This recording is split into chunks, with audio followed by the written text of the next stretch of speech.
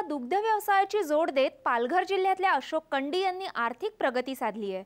मेहनत आणि जिद्दीच्या जोरावर कंडी यांनी 35 वर्षापूर्वी 2 म्हशींपासून सुरू केलेला दुग्ध व्यवसाय आज चांगलाच बहरलाय। त्यांच्याकडे 70 म्हशी आहेत। यापासून त्यांना दररोज 6,000 रुपयांचा निव्वळ नफा मिळतोय। जर महिनाकाठी 1,80,000चा आणि वार्षिक 15 लाख रुपयांचा निव्वळ नफा मिळतोय। आज आपण अशोक कंडी यांच्या दुग्ध व्यवसायाची माहिती घेण्यासाठी पालघरला जाऊया। पालघरमधील खामलोली तालुक्यातील अशोक कंडी यांनी 10वीचं शिक्षण पूर्ण झाल्यानंतर दुग्ध व्यवसायाला सुरुवात केली। 1980 साली महाराष्ट्र बँकेकडून कर्ज घेऊन 2 म्हैसाणा जातीच्या म्हशी विकत घेतल्यात। 2 म्हशींपासून सुरुवात झालेला व्यवसाय वाढतच गेला। आज कंडी यांच्याकडे 70 म्हशी आहेत। नोकरी करायची असं नाही ठरवलं आणि शेती व्यवसायाकडे म्हणजे दुग्ध व्यवसायाकडे वळलो। दरम्यान गावठी म्हशी काढून म्हैसाणा म्हशी चांगल्या दूध देतात असं माहीत झाल्यावर आम्ही सुरुवातीला 1 म्हैस घेतली आणि महाराष्ट्र बँकेच्या कर्जातून 2 म्हशी कर्जावर घेऊन दुग्ध व्यवसाय सुरू केला। गेल्या 35 वर्षांपासून कंडी यांनी दुग्ध व्यवसायाचं नियोजन केलंय। जनावरांचं आरोग्य चांगलं राहावं यासाठी गोठा नियमितपणे धुतला जातो। तसंच कुट्टी मशीनचा वापर करून चारा देण्यात येतो। भुसा कपास हे खाद्य म्हैस दूध काढण्या दरम्यान दिलं जातं। सकाळी साधारण 3 ते संध्याकाळी पुन्हा 3 वाजता खाद्य येतो।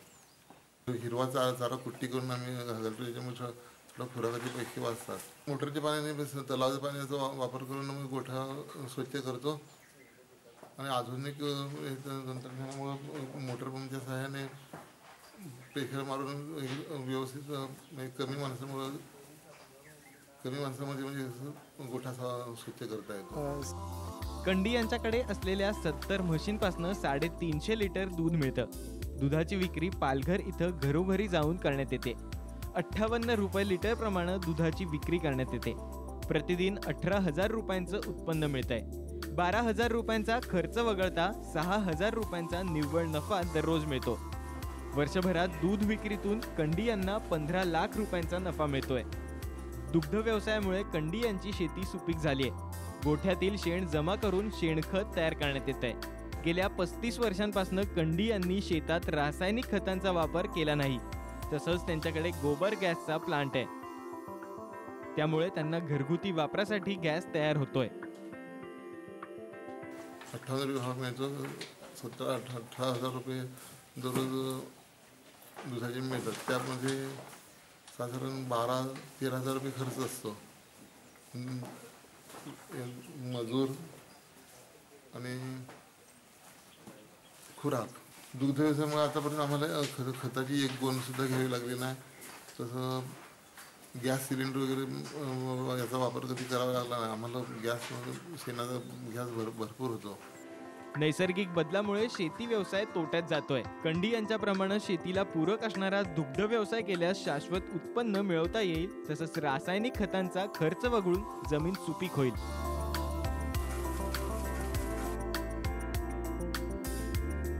रुपेश पाटील, साम टीव्ही, पालघर। पुण्यातल्या दऱ्याखोऱ्यात रोशा गवत मोठ्या प्रमाणात आढळतं। हे गवत अनेक हाडांच्या आजारांवर तसंच इतर आजारांवरही उपयुक्त आहे। पण सातपुड्याच्या भागात त्यावर प्रक्रिया करणारे उद्योग नसल्यानं त्याचा फारसा उपयोग होत नव्हता।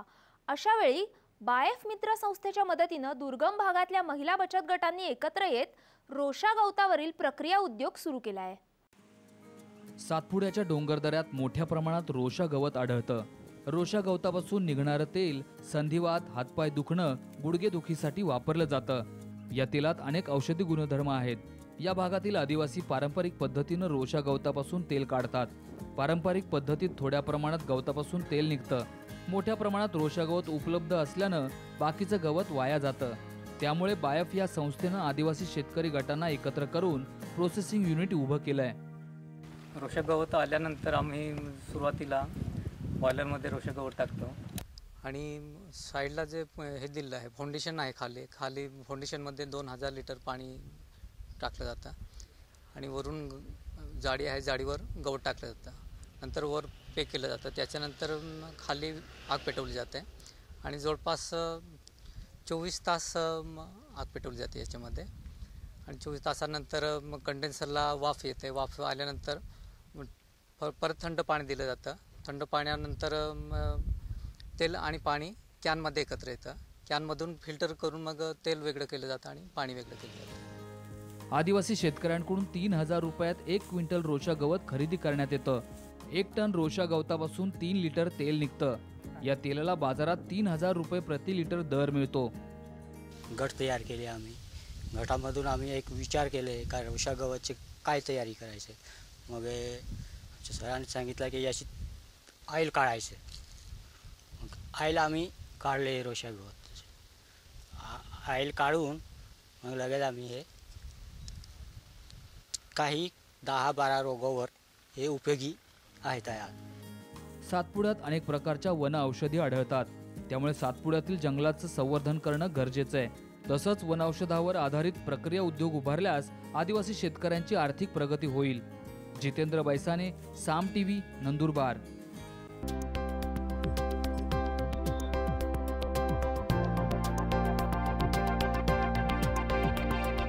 सकाळ माध्यम समूहाने सायकल डे नावाच्या 1 दिवसीय सायकल चालवण्याच्या केलेल्या आवाहनाला नाशिकमध्ये चांगलाच प्रतिसाद मिळाला.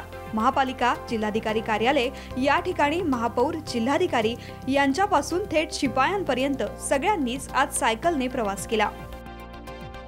सकाळ समूहाने प्रत्येकांना जागोजागी बैठका घेऊन एक आव्हान केलं होतं का प्रत्येकाने 26 जुलै हा सायकल दिन पाळावा. प्रत्येकाने ऑफिसला सायकलवर यावं, आपल्या दैनंदिन कामामध्ये सायकलीचा वापर करावा. त्याप्रमाणे आम्ही जाहीर आव्हान केलं होतं. सर्व नागरिकांना नम्र निवेदन केलं होतं का तुम्ही सर्वांनी सायकलवर 26 तारखेला जावं. आपले जेही काम असेल, नोकरी असेल, व्यवसाय असेल, जो असेल तो सायकलवर जावं असं नम्र निवेदन केलं होतं आणि त्याच्यापासून आज माझी सुरुवात झाली. आम्हालाही आज खूप चांगले अनुभव आले. काश आम्हाला हे दररोज करता आलं पाहिजे. म्हणून आम्हाला एक्सरसाइजची वेळसुद्धा वेगळी काढावी लागणार नाही. पण हा एक चांगला उपक्रम सर्वांचे संयुक्त प्रयत्नाने सुरू झालेला, विशेष करून सकाळ तर्फे हा जो कार्यक्रम सुरू केला जातो आहे त्यामध्ये जास्तीत जास्त लोकांनी सहभाग घ्यायला पाहिजे आणि ह्याचे बरेचसे फायदे आहेत. याच्यामध्ये एकतर आपले पर्यावरण जे प्रदूषण आहे तो आपोआप कमी होईल. त्याचसोबत आपले जे आरोग्याचे जे विषय आहेत तेही आपोआप हाताळले जातील असं मला वाटतं. आपण दर दिवशी सकाळी जाऊन एक्सरसाइज करतो, सायकलिंग करतात बरेचसे लोक. जर आपण असा उपक्रम हाती घेतला तर एकाच वेळी आपण 2 काम करू शकतो. बऱ्याच दिवसांनी सायकलवरून प्रवास केल्याचा आनंद यावेळी सगळ्यांनीच शेअर केला. तसंच काही जुन्या आठवणींनाही उजाळा दिला.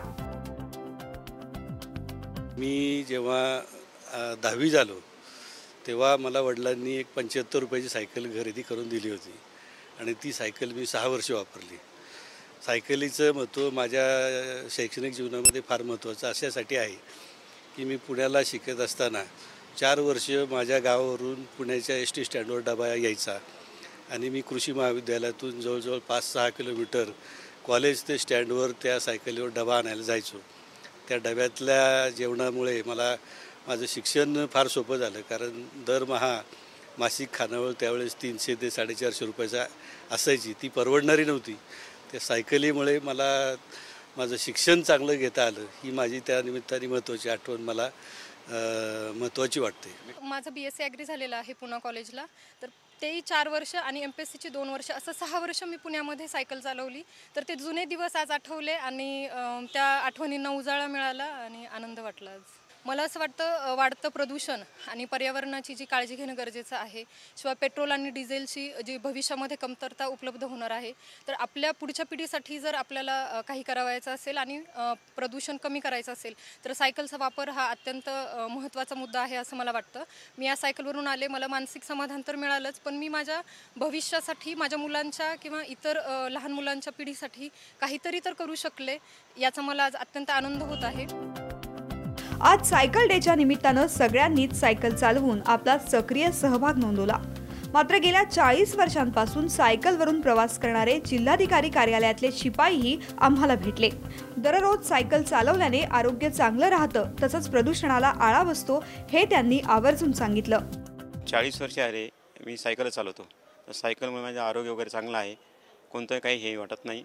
सायकल मला जास्त आवडते. कोणत्याही कामासाठी तुम्ही जर सायकल वापरली तर तुमचं आरोग्य चांगलं राहील आणि कोणतंही हे होणार नाही. असं तब्येत वगैरे चांगली राहील. आणि सायकल वापरलं तर चांगलं असतं. सायकल त्यांनी वापरायला पाहिजे कोणत्याही कामासाठी. प्रदूषण पण आपलं होत नाही, काही नाही असं. सायकल चालवा, प्रदूषण घटवा. तसंच जय सायकलचा नारा देत सगळ्यांनीच आज सायकल दिनी प्रदूषण मुक्ती आणि फिट राहण्याचा सल्ला देत दररोजच्या कामात एकदा तरी सायकल चालवण्याचं आवाहन केलं. एक दिवसासाठी सायकलचा वापर न करता अधिकाधिक सायकल चालवण्याचा निर्धार यावेळी सगळ्यांनीच बोलून दाखवला.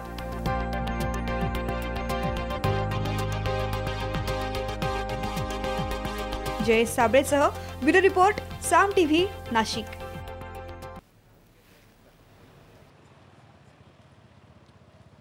गिनीज वर्ल्ड रिकॉर्ड के लिए मैं ये दौड़ लगा रही हूँ.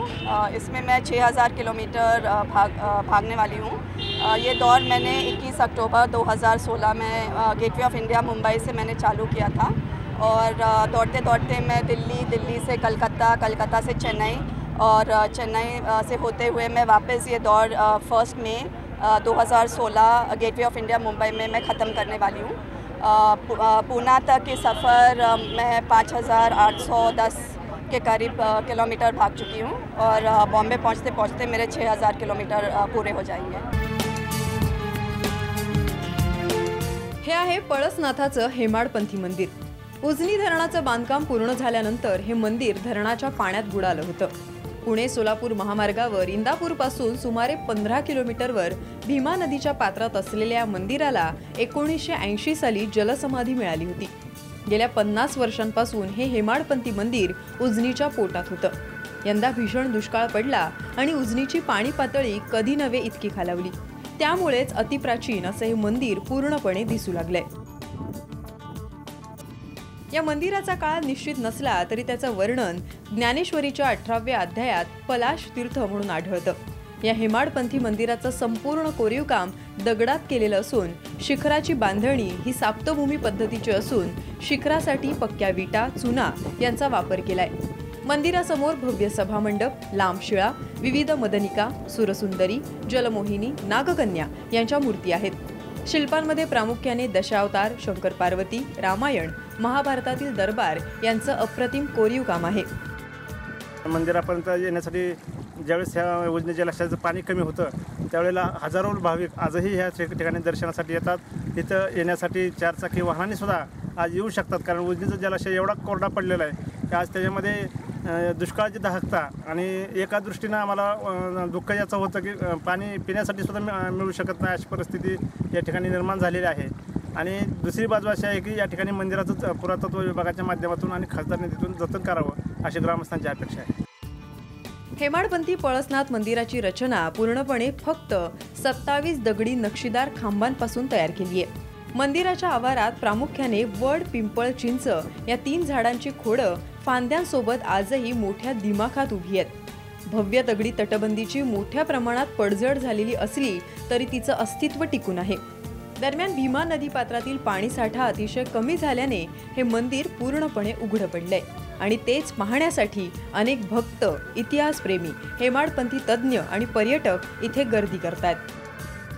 अत्यंत आखीव वास्तुकलेचा नमुना असलेलं आमचं हे प्राचीन मंदिर, ज्या महाराष्ट्रामध्ये जे काही महत्त्वाची मंदिरे आहेत अशातलं एक आहे. या मंदिराचं जतन झालं पाहिजे अशी आमची ग्रामस्थांची इच्छा आहे. 2003 साली प्रथम हे मंदिर खुलं झालं, त्यावेळी केंद्रीय पुरातन विभागानं सुद्धा या मंदिराची दखल घेतली. त्या विभागाने याचं संपूर्ण मोजमाप केलं, अभ्यास केला. देशातील अनेक इतिहासप्रेमी मंदिराचे अभ्यासक या ठिकाणी आले, परंतु अद्यापर्यंत या मंदिराचं पुनर्वसन झालेलं नाही. प्राचीन अशा हेमाडपंथी मंदिराचं पुनर्वसन करावं अशी अपेक्षा ग्रामस्थ व्यक्त करतात. 2003 साली हे मंदिर उघडं पडलं होतं. त्यानंतर यंदाच्या दुष्काळी स्थितीमुळे हे मंदिर पुन्हा दिसू लागलंय. एक नक्की की इतकी वर्ष पाण्याखाली राहूनही या मंदिराचं स्वरूप बदललेलं नाहीये. Santosh पवारसह bureau report, Saam TV, Indapur. जेणेकरून डाळींचे गगनाला भिडलेले दर आता नियंत्रणात राहतील, साठेबाजांना आपोआप आळा बसेल. पण खरंच हे शक्य होणार आहे का, हा खरा प्रश्न आहे. कारण अन्नधान्या बाबतीतला कोणताही कायदा झाला तर त्याचा सर्वात मोठा फटका हा शेतकऱ्यांना बसतो. आता जर त्यांनी कायदा केला असेल तर त्याची अंमलबजावणी करणं महत्त्वाचं आहे. आणि जर ते केलं नाही तर उद्रेक होण्याचे राहणार नाही. सर्वसामान्य लोकांना याचा त्रास होतो, याची सरकारने दखल घ्यावी. डाळ नियंत्रण आहे याचा सगळ्यात मोठा फायदा असा होईल का जे साठेबाज आहेत त्यांच्यावर नियंत्रण येईल. आज डाळ मुबलक आहे आपल्याकडे, भरपूर डाळ आहे देशामध्ये. डाळ पिकत नाही असं नाही आहे, परंतु हे जे साठेबाज आहेत ते प्रत्येक वेळी काय करतात, साठा करतात आणि कृत्रिम आपल्याकडे जी भाववाढ आहे ती करतात. दाल का रेट कम होगा, जो पब्लिक है, बाकी सब लोगों को जो बेनिफिट्स मिलना चाहिए, जो सिटीजन्स हैं उनको उसका बेनिफिट मिलना चाहिए. अगर लॉ बना है तो बेनिफिट मिलना चाहिए. 10 राज्यात पडलेल्या दुष्काळामुळे अवघ्या वर्षभरातच डाळींच्या किमतींनी सर्वसामान्यांना अक्षरशः रडवलं. तुरीच्या डाळींनी प्रति किलो 200 रुपयांचा दर गाठला, तर डाळींच्या किमतीही 150 रुपयांच्या आसपास झाल्या. त्यामुळे कोणे एकेकाळी सरासरी 40 रुपयांनी डाळी विकल्या जात होत्या. मात्र दुष्काळामुळे उत्पादन घटलं आणि डाळींचे दर भराभरा वाढले. यात दलालांनीच फायदा साधून घेतला. साठेबाजी करून कधी काळी 40 रुपयात मिळणारी तूर डाळ आज 200 रुपयांवर गेली आहे. एक नव्हे तर तब्बल 5 पट महाग. यामुळे सर्वसामान्यांची परवड झाली. त्यामुळेच डाळींचे दर नियंत्रणात राहावेत यासाठी सरकार डाळ दर नियंत्रण कायदा आणणार आहे. या कायद्याच्या मसुद्यालाही आज कॅबिनेटमध्ये मंजुरी मिळाली आहे. आता हा मसुदा राष्ट्रपतींच्या सहीसाठी केंद्राकडे पाठवण्यात येणार असून हा मसुदा आधी केंद्रीय गृह विभाग आणि मग राष्ट्रपतींकडे पाठवण्यात येईल. असा कायदा करणारं महाराष्ट्र हे पहिलंच राज्य ठरणार आहे. मागणी दिवसेंदिवस वाढते आणि पुरवठा कमी होतोय. पुरवठा कमी व्हायला 2 कारणं आहेत. एक तर दुष्काळ, पाण्याचा अभाव, त्याला मिळणारी शेतकऱ्यांना किंमत, ह्याच्याकरता उत्पादन कमी होऊ लागले. मागणी स्थिर होय किंवा वाढते. मागणीमध्ये देखील आपल्या ह्या संदर्भामध्ये आयातीच्या धोरणात बसून परदेशातून जितकी आयात, मग बर्मा असेल, ऑस्ट्रेलिया असेल, आफ्रिकन कंट्रीज असतील, जेवढ्या ठिकाणून येतात त्याची पण सांगड आहे. परदेशातून आणलेला माल देखील आपल्या किमतीच्या बाहेर आपण विकू देणार नाही.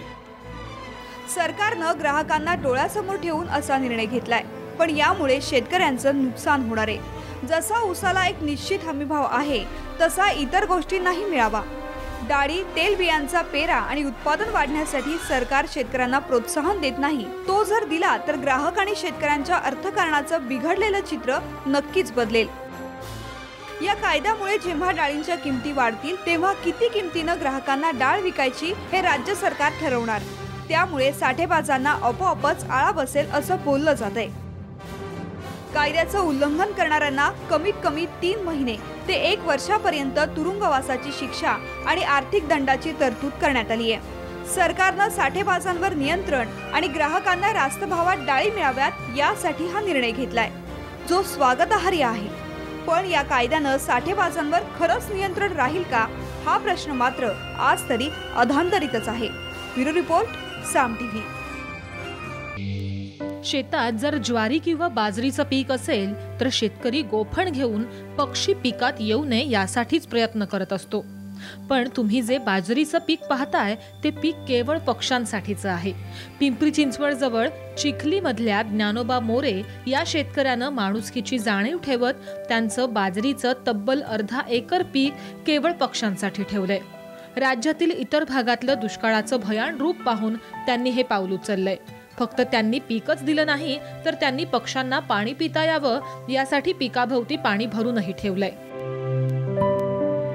या उन्हाळ्यामुळं जास्तीत जास्त पक्षी इकडे यायला लागले, कारण आजूबाजूला कुठेही शेती वगैरे राहिलेली नाही, थोडीसुद्धा राहिलेली नाही. ती म्हणून त्या शेतीमुळं आपले पोट भरू आपण, पण पाखरं आणि काही पशुपक्षी आहेत ते इथं पोट भरतील किंवा पाणी पितील, थांबतील. इथं झाडं भरपूर आहेत की चिक्कू आहेत, थोडे आंबे आहेत, नंतर सुवावळी आहेत. अशा झाडांच्यामुळे त्या ठिकाणी ते पक्षी थांबतात. सकाळी आणि संध्याकाळी 5:30च्या नंतर ते 6 वाजेपर्यंत आहे ना, चिमण्या आणि कावळे वगैरे येतात. रानात आलेले पक्षी मनसोक्त खातात आणि जातात. हे पाहून मोरे कुटुंबातील प्रत्येक जण समाधान व्यक्त करतोय. केवळ माणुसकीच्या हेतूनं या कुटुंबानं हे पाऊल उचललंय. या ठिकाणी पक्ष्यांना खाद्य वगैरे किंवा पाणी वगैरे ठेवलेलं आहे. झाडं आता भरपूर म्हणजे कमीच आहेत. आता कुठं असं जंगलामुळे साधारणतः बांधकामं वगैरे जास्त झालेली आहेत, तर त्या ठिकाणी पक्षी वगैरे काही जात नाही आहे. तर वडिलांनी जो उपक्रम केला आहे त्याला म्हणजे काय म्हणतो आपण, एक माझ्या किंवा अजून माझ्या मित्रबांधव वगैरे असतील त्यांच्या आणि मी सहकार्याने किंवा वडिलांच्या सहकार्याने आम्ही तो उपक्रम चालू ठेवू आणि पक्षी वगैरे प्राणी आणि आपल्या निसर्गाचा समतोल राखू. माजी उपसरपंच यांनी जो त्यांच्या शेतामध्ये हा जो उपक्रम राबवलेला आहे पक्ष्यांसाठी किंवा प्राण्यांसाठी, हा उपक्रम अतिशय चांगला आहे. आणि हा जो त्यांनी उपक्रम राबवलेला आहे हा याचं प्रथमतः मी आमच्या चिखली ग्रामस्थांच्या वतीने त्यांचा स्वागत करतो, आभार मानतो. आणि त्यांनी जो हा उपक्रम राबवलेला आहे याचा सर्व चिखली ग्रामस्थांनी त्याचबरोबर पूर्ण महाराष्ट्राने याचा आदर्श घ्यावा. महाराष्ट्र आज दुष्काळानं पुरता होरपळलाय. हंडाभर पाण्यासाठी नागरिक कोसो कोसो दूर जातोय. जनावर पक्षी पाण्या वाचून जीव सोडतायत, पण तरीही सरकारच्या हृदयाला पाझर फुटताना दिसत नाही. अशा स्थितीत मोरे यांच्या कुटुंबानं पक्ष्यांसाठी उचललेलं हे पाऊल बरंच काही शिकवणार आहे. Dilip कांबळेसह bureau report, Saam TV, Pimpri Chinchwad.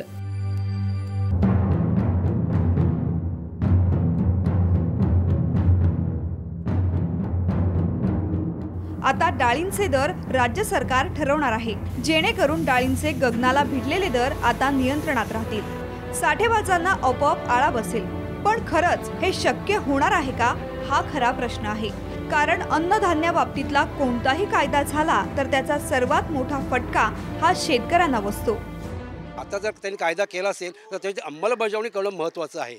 आणि जर ते केलं नाही तर उद्रेक होण्याचे राहणार नाही. सर्वसामान्य लोकांना याचा त्रास होतो, याची सरकारने दखल घ्यावी. डाळ नियंत्रण आहे याचा सगळ्यात मोठा फायदा असा होईल का जे साठेबाज आहेत त्यांच्यावर नियंत्रण येईल. आज डाळ मुबलक आहे आपल्याकडे,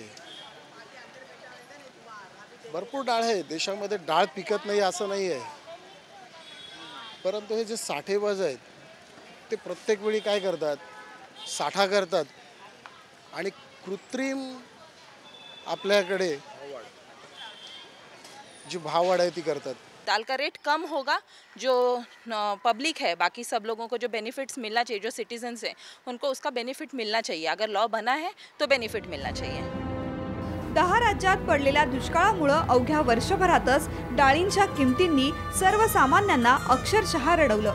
तुरीच्या डाळींनी प्रति किलो 200 रुपयांचा दर गाठला, तर डाळींच्या किमतीही 150 रुपयांच्या आसपास झाल्या. त्यामुळे कोणे एकेकाळी सरासरी 40 रुपयांनी डाळी विकल्या जात होत्या. मात्र दुष्काळामुळे उत्पादन घटलं आणि डाळींचे दर भराभरा वाढले. यात दलालांनीच फायदा साधून घेतला. साठेबाजी करून कधी काळी 40 रुपयात मिळणारी तूर डाळ आज 200 रुपयांवर गेलीये. एक नव्हे तर तब्बल 5 पट महाग. यामुळे सर्वसामान्यांची परवड झाली. त्यामुळेच डाळींचे दर नियंत्रणात राहावेत यासाठी सरकार डाळ दर नियंत्रण कायदा आणणार आहे. या कायद्याच्या मसुद्यालाही आज कॅबिनेटमध्ये मंजुरी मिळाली आहे.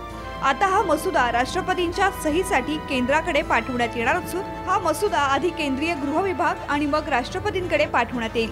असा कायदा करणारं महाराष्ट्र हे पहिलंच राज्य ठरणार आहे. मागणी दिवसेंदिवस वाढते आणि पुरवठा कमी होतोय. पुरवठा कमी व्हायला 2 कारणं आहेत.